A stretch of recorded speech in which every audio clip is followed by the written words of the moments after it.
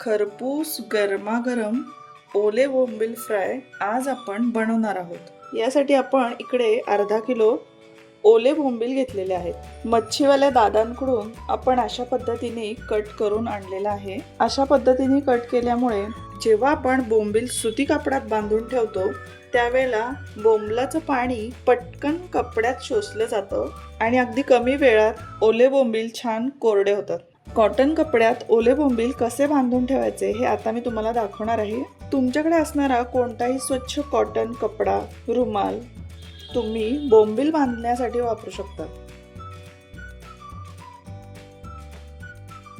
बोंबील cut केलेली बाजू आपण कापडावर ठेवलेली आहे, म्हणजे जास्तीत जास्त पाणी शोषलं जाईल।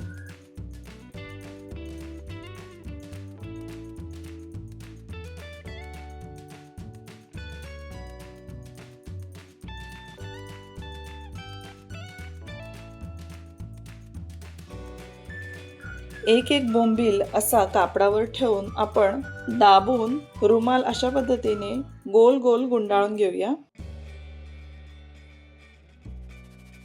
सगळे बोंबील रुमालामध्ये ठेवून अशा प्रकारे रोल करून घेऊया। आता कपड्यावर आपण एखादी जाड वस्तू ठेवू।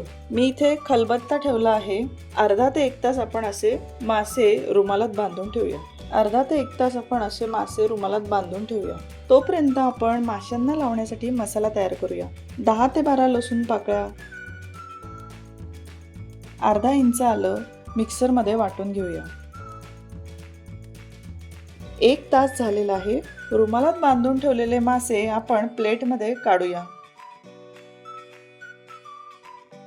मासे छान कोरडे झालेले आहेत।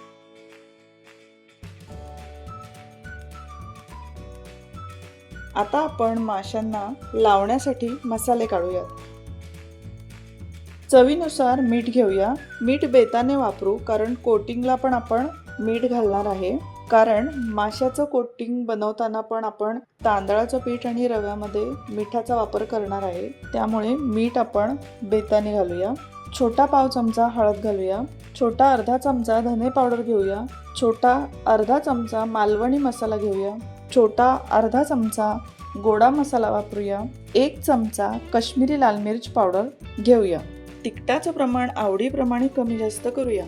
वरील मसाले वापरण्याच्या ऐवजी आपण 1 चमचा काश्मीरी लाल मिर्च पावडर आणि बाजारात मिळणारा तुमच्या आवडीचा कोणताही फिश फ्राय मसाला वापरला तरीही चालेल। प्लेट मधले सगळे मसाले आपण हाताने मिक्स करून घेऊया।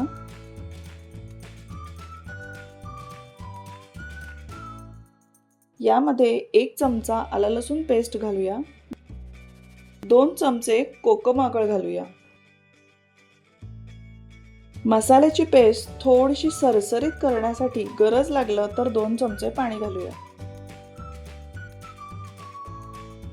अशा पद्धतीने माशांना लावण्यासाठी मसाला तयार आहे। आता सगळे बोंबील आपण प्लेटमध्ये काढून घेऊया। यावर चवीनुसार मीठ घालू। छोटा पाव चमचा हळद घालूया। 1 चमचा आलं लसूण पेस्ट घालूया। हे ऑप्शनल आहे। मीठ आणि हळद बोंबलाला व्यवस्थित लागेल असं आपण चोळून घेऊया। आता आपण बनवलेला मसाला सर्व माशांना व्यवस्थित लावून घेऊया आणि बोंबील अर्धा तास आपण मॅरिनेट करायला ठेवूया। बोंबील आपण अर्धा ते 2 तास पण मॅरिनेट करायला ठेवू शकतो। याच्यापेक्षा जास्त वेळ आपल्याला जर बोंबील मॅरिनेट करायला ठेवायचे असतील तर ते आपण फ्रीजमध्ये झाकून ठेवूयात, म्हणजे ते फ्रेश राहतील। बोंबील जोपर्यंत मॅरिनेट होत आहेत तोपर्यंत आपण फिश फ्रायसाठी रवा तांदळाच्या पिठाचं कोटिंग बनवूया। यासाठी आपण अर्धी वाटी बारीक रवा घेऊया आणि अर्धी वाटी तांदळाचं पीठ घेऊया। यामध्ये 1 छोटा चमचा काश्मीरी लाल मिर्च पावडर घालूया। चवीनुसार मीठ घालूया। छोटा पाव चमचा हळद घालूया। सर्व व्यवस्थित मिक्स करून घेऊया।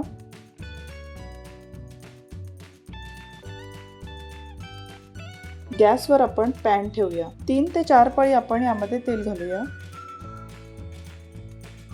गॅसची फ्लेम लोवर आहे। तेल तापत आहे तोपर्यंत आपण ओले बोंबील हे रवा आणि तांदळाच्या पिठात घोळून घेऊया.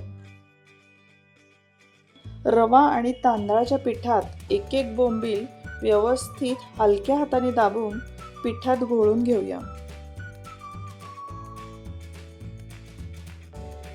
सर्व बाजूनी फिशला व्यवस्थित कोटिंग झालं पाहिजे. माशाला जास्तीचं लागलेलं पीठ आपण झटकून घेऊया. आता गॅसची फ्लेम आपण मीडियमवर ठेवूया. रवा तांदळाच्या पिठात घोळून घेतलेले ओले बोंबील एक साइडनं 3 ते 4 मिनिट लालसर रंग येईपर्यंत छान खरपूस भाजून घेऊया.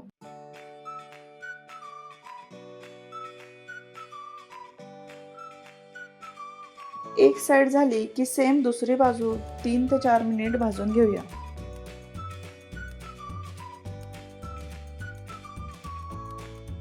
खूप छान खमंग वास सुटलेला आहे.